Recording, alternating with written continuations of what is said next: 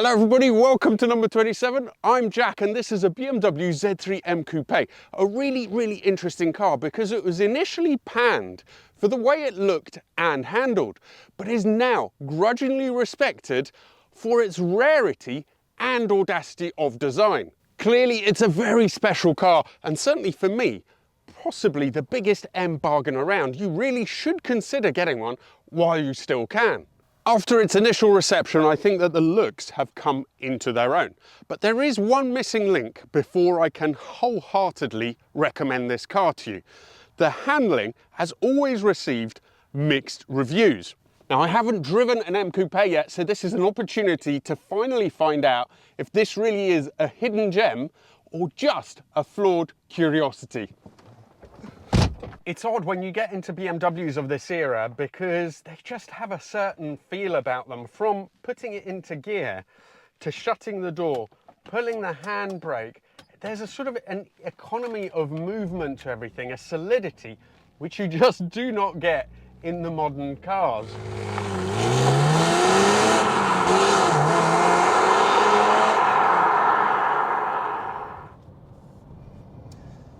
Now, this car came into existence because the Z3M convertible was deemed to be insufficient to truly demonstrate what an M car should be. The chassis was just too flexible. Burkhard Goschel, who was then head of special vehicle operations for BMW, was the one who really pushed for them to make this car. The board was initially extremely reluctant to get involved. Wisely, as it turns out, but he pushed it until they agreed that it could be made. It is almost 3 times stiffer as a chassis than the convertible, so they were able to also lower and stiffen the suspension to take advantage of that extra strength. That means that in theory it should be a much sharper, much more together car than the convertible. And yet, it was a complete flop. Just 5,000 were produced worldwide, and even the car, the convertible that it was supposed to address the problems of, that sold 10 times more than this.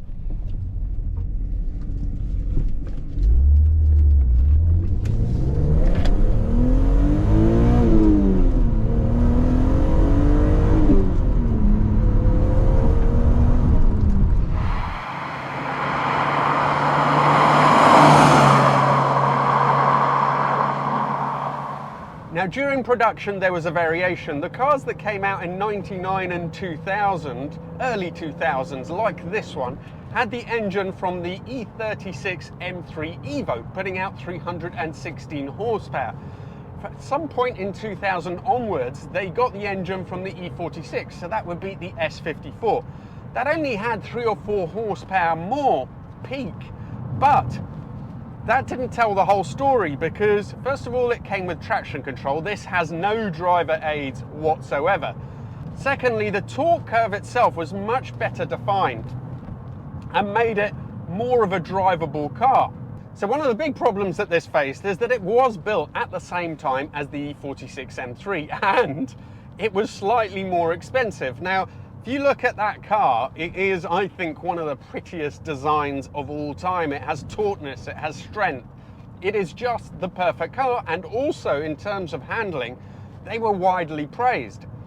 Much more as well of a usable car, more practical, so why would you get one? I'm not surprised they didn't sell in huge numbers. The looks were also very controversial. I have to say, I've always absolutely loved them. It is a car which is bursting with personality, but I think it's a car that you either love or hate.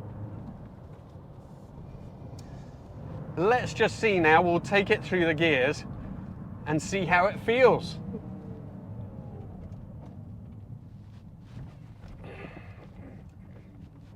Amazing turning circle. It is a small car, but let's go.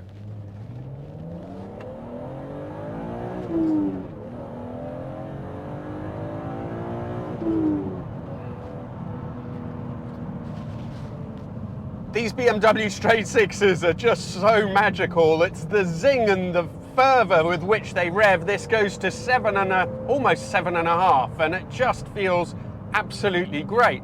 Chassis-wise, so far, I've been pretty impressed, but let's see how it handles some tight corners here.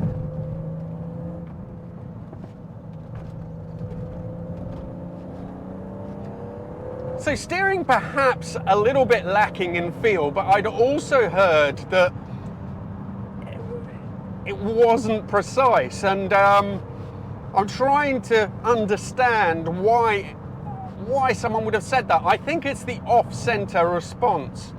So once it digs into the corner, it feels pretty sharp to me, but on the straight ahead, it's maybe a little bit lifeless and a little bit vague. Something that's not going to get too much in the way. It does bounce around a little bit as well. It never feels out of control, but it does move around very much on bumpy roads like this one. Now, the gearbox is a typical BMW 5-speeder. It's got the lightness and notchiness that typifies these cars.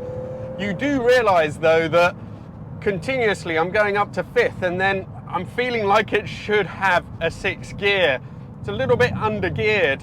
I think the later cars, I'm not 100% sure about this, the gearing was made slightly longer to dampen performance and make sure it wasn't quicker than the E46 M3, which was actually 100 kilos heavier.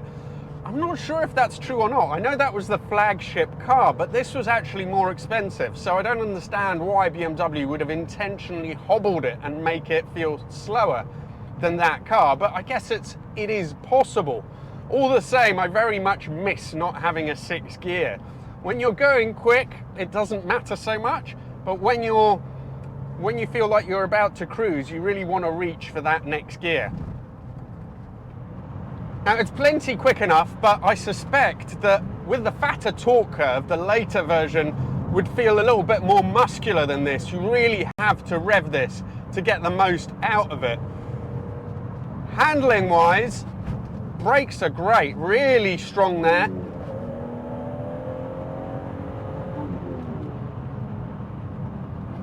And I don't know, there's something odd about the way it steers.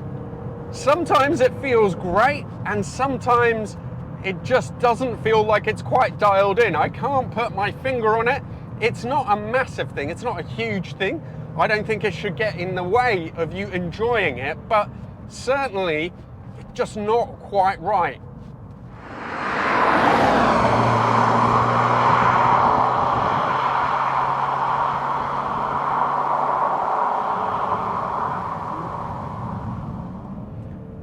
So responsive, the straight 6.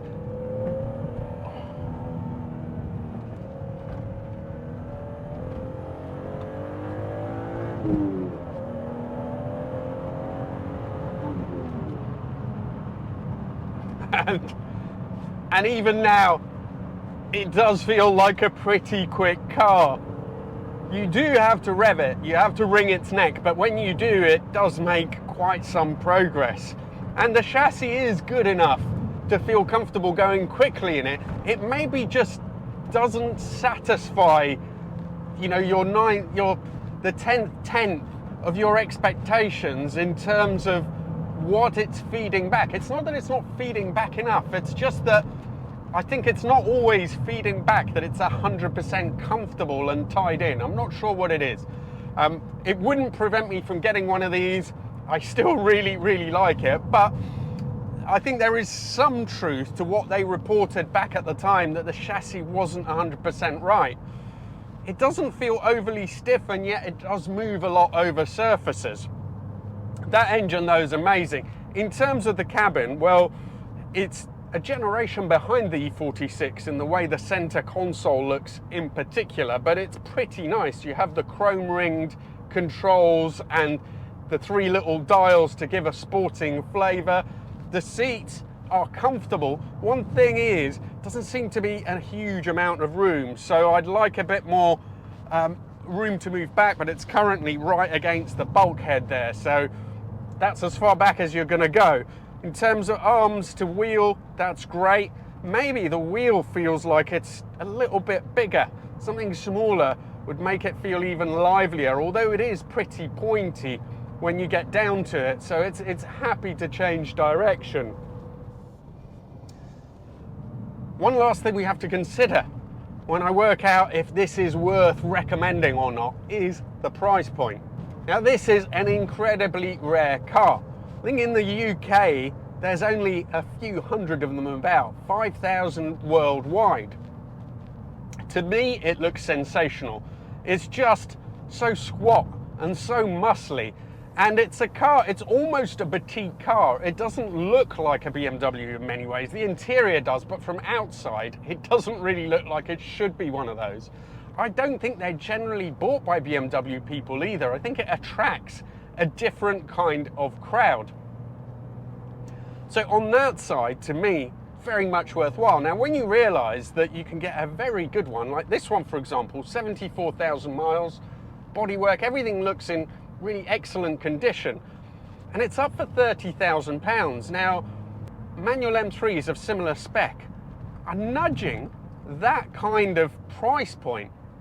Now, I know that maybe dynamically they're slightly more accomplished, although I find the steering even number on one of those than I do on this car, which does blunt the enjoyment a little bit.